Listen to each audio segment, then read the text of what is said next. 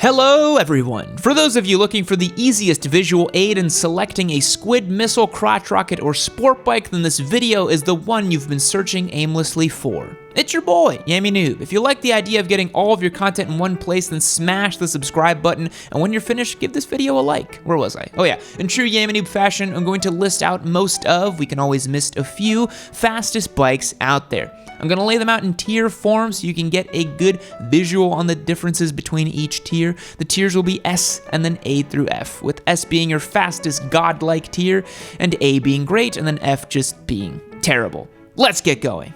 F tier. Being the slowest bikes on the street has a little advantage, I guess. At least you won't get a speeding ticket, not have to worry about entering cornering or too fast, or anything else. The slowest bikes out there are a big group, so I'm going to drop a couple brands out there and then we're just going to move forward. Enter your GSX 250R, CBR 250R, Honda Grom, and other small displacement bikes intended for beginners, commuters, or even dual purposes. The 250cc class of bikes range from 75 to 89 miles per hour for their top speeds, while the Grom takes the cake at 56 miles per hour. Groms are still pretty fun though. The F tier is one that is intended for someone scared to enter the world of motorcycles and plays it safe. It's cool, no pressure. Just don't complain when getting on the highway is the worst part of your ride and not the most fun like the rest of us. Now let's talk about something insanely fast really quick, and that's how quickly your girl can shoot you down for having some gnarly pubes. I had to say it. Listen, gents, we just got demonetized, so don't skip ahead. You don't invite people over for a dirty, messy house, do you? Then maybe don't be messy down there. It's rude to invite your significant other into a jungle. It's a good thing Manscaped now has the new Lawnmower 3.0, baby. The upgraded motor now revs to 7,000 RPM with quiet stroke technology that is exactly 6,999 RPMs faster than your hand, and it's quieter. If you already have the Lawnmower 2.0 and some spare blades, this ceramic blade is compatible with the 3.0, so your transition will be seamless. Why go to 3.0? The battery life has been extended to 90 minutes. It has new and improved ergonomics trimmers with the advanced skin-safe technology that optimizes the easy grooming experience you know and love from the 2.0. Get in on the action, my dudes. Don't let your downstairs get in the way and treat yourself right with the perfect package 3.0. Use the code YAMMIE20 to get yourself 20% off of the Manscaped Lawnmower 3.0. This thing's gonna rip off the line with more torque and a higher RPM limit. So head over, click the link down below. Yammie20 gets you 20% off, and shipping is always free. And please check them out, guys. Manscaped has been a longtime partner of us. You know we love what they do. They love us. They're sponsoring the Turbo Busa. They're good people. Let's keep it rolling. E tier. These aren't bikes intended for top speeds, but here they are.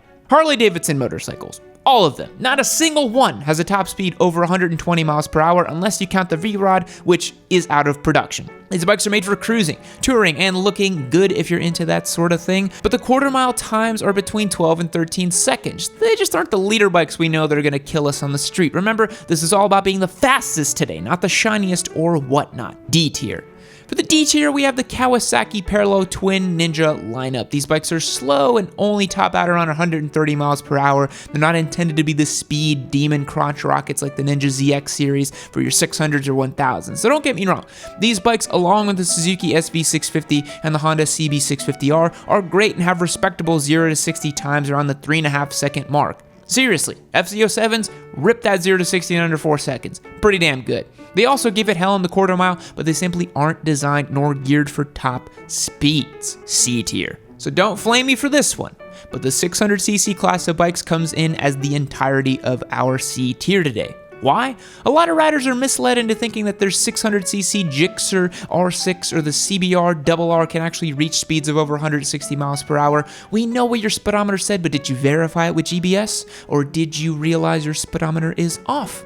Even worse is when the sprockets are changed and the speedometer remains uncalibrated. It'll literally look like the 600 is doing 95 miles per hour in first gear or 140 in second. It's just not true. For those of you that have corrected speedometers and live life on your 600 and 155 miles per hour, we salute you and your realistic bikes. For the rest of you, you did not hit 189 miles per hour on your R6. Stop it. Get some help. It's basic science that limits these bikes to these top speeds, and that's it. For starters, the bikes aren't geared to reach the same speeds as leader bike. They have less teeth on each sprocket. The bikes also lack one of the most important ingredients for top speeds, and that is power. It takes power to continue to accelerate at an increasing level of resistance. Have you ever seen a car trying to do a top speed run and they seem stuck in the middle of top gear?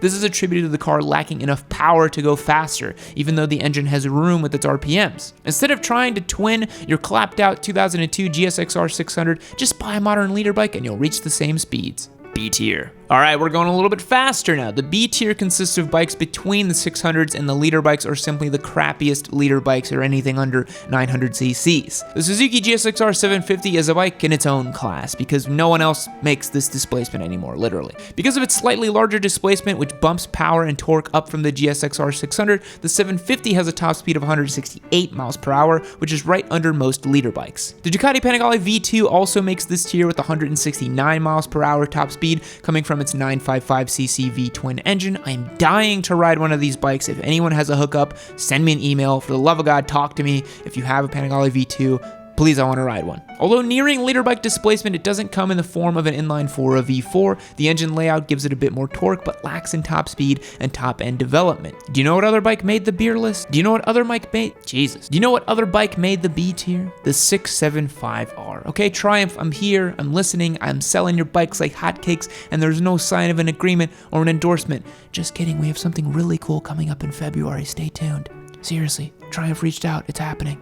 With its awesome 3-cylinder configuration and displacement of 675 cc's, the Daytona is not a 600, nor is it a true 750, being somewhere between the two. The Daytona fares well with a top speed of 164 miles per hour, not bad considering its power figures are slightly less than a bike with an extra cylinder and 75cc displacement. It's the best sport bike of all time. Come on, guys. A tier. In the A tier, we mainly have your leader bikes and some of your larger sport bikes as well. Here's a quick rundown of each leader bike and their unrestricted top speed. Let's do this. Honda CBR 1000R, 186 miles per hour. Kawasaki ZX-10 and ZX-14R, 190 miles per hour. GSX-R 1000, 186 miles per hour. Yamaha R1, 182 miles per hour. Ducati Panigale V4R, 180 miles per hour. Aprilia RSV4, 186 miles per hour. Wow, those are so many numbers. A lot of these leader bike figures are posted based on factory restrictions such as gear ratios, power output, and even the factory speed limiter. Even after removing the speed limit restriction, a lot of these bikes are reaching redline in 6th gear and can barely inch forward any faster. It is possible to get 200 plus miles per hour out of these bikes, but it takes adding more power, reducing weight, or both. Once a bike reaches its mechanical top speed, aerodynamics, rider weight, and the amount of gas in the tank, sprocket tooth count, and all kinds of other stuff comes into effect. When you start changing sprockets out, you can begin to theoretically achieve higher speeds, but the bike must have the horsepower and torque to propel against the wind resistance. Now let's look at S tier.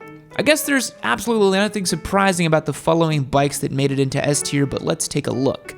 The Lightning LS 218. Whoa, an electric bike in S tier. What the hell's going on here? Well, it's doing about 218 miles per hour, my squids. The Lightning motorcycle is basically everything you could want speed-wise out of an electric bike. It accelerates from 100 to 150 in 2 seconds.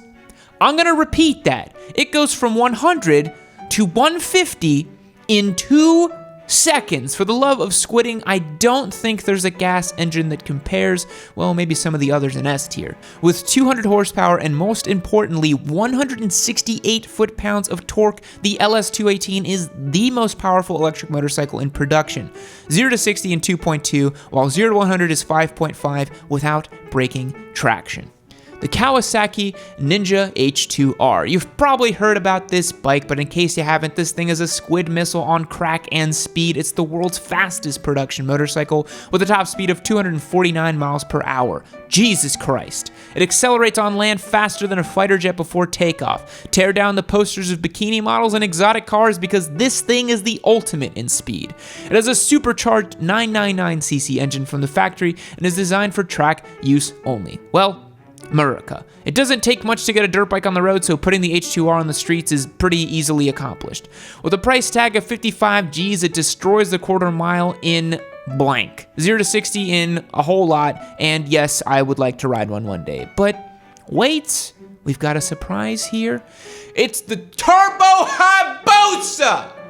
Since we're doing fastest bikes, you can't disclude or include or unclude, I don't care what the word is, some of the custom bikes out there that still maintain street manners. Seriously, Turbo Busas have seen top speeds of over 250 miles per hour. Yup, Google it. Seriously, these things have gotten to insane top speeds. Some people fear 100 miles per hour on a bike. Well, if you're on the streets, that can be pretty scary. Most of these street legal Busas are ripping down tracks up to a mile long to enter these top speed into the record books. Some are crazy enough to perform these speeds on highways, which makes for good entertainment, which I wouldn't do, to be honest.